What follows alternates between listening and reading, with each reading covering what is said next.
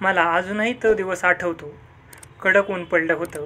त्यात फर्ग्युसन कॉलेजची उघडी बोडकी टेकडी अधिकच भकास दिसत होती.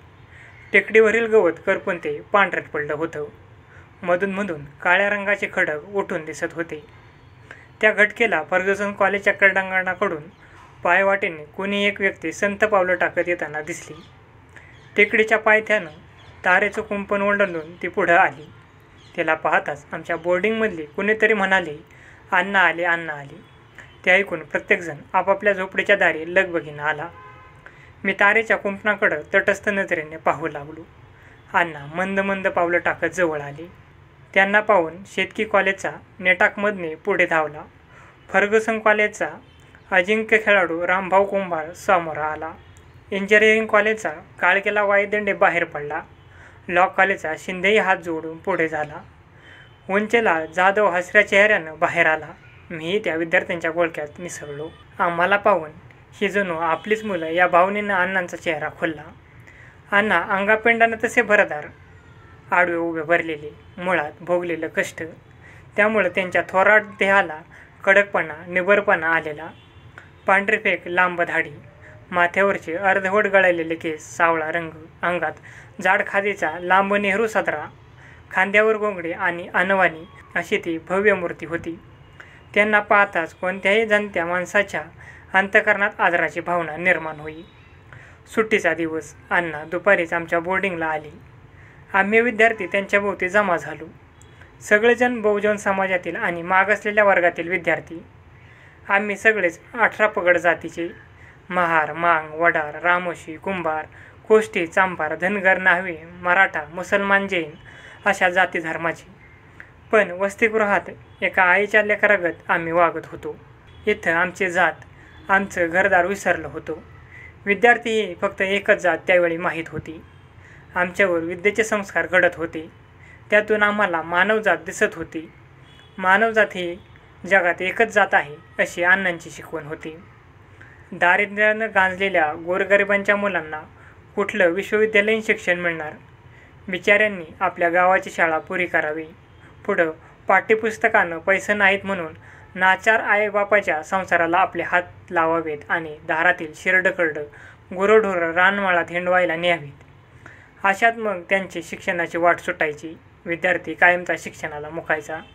त्यातही कोणी मॅट्रिक झालाच तर भारी खर्चाचं कॉलेज शिक्षण त्याला कोण देणार? ते त्यांना मिळणार तरी कसं? त्यातून मार्ग काय? हाच एक विचार अण्णांच्या ध्यानीमानी होता. हीच त्यांच्या अंतरीची तळमळ होती. त्यातूनच पुण्याच्या या आमच्या बोर्डिंगचा जन्म झाला होता.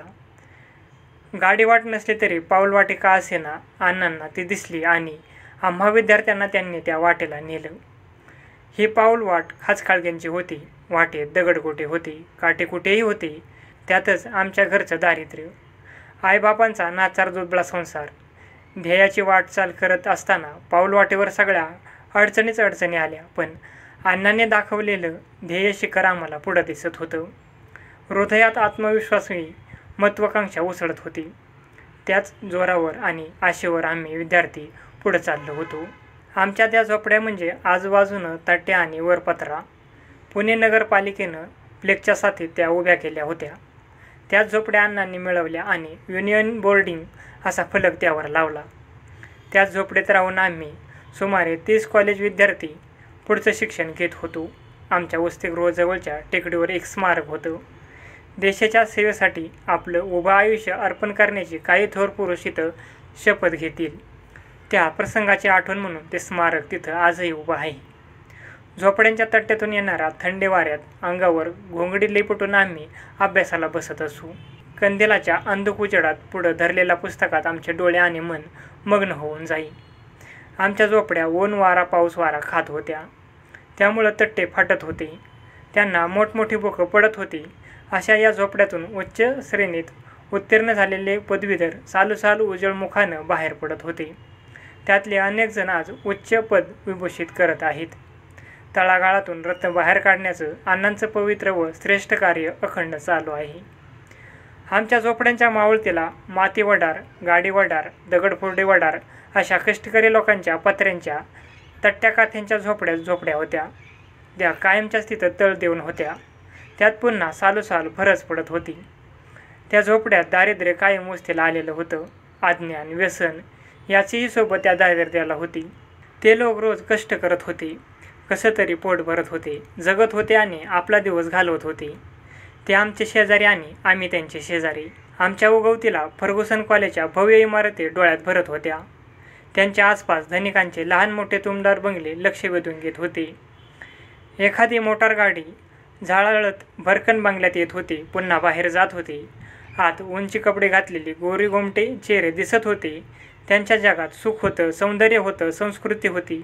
अशा परस्पर विरोधी दोन जीवनांच्या मध्ये आमचं वसतिगृह होतं.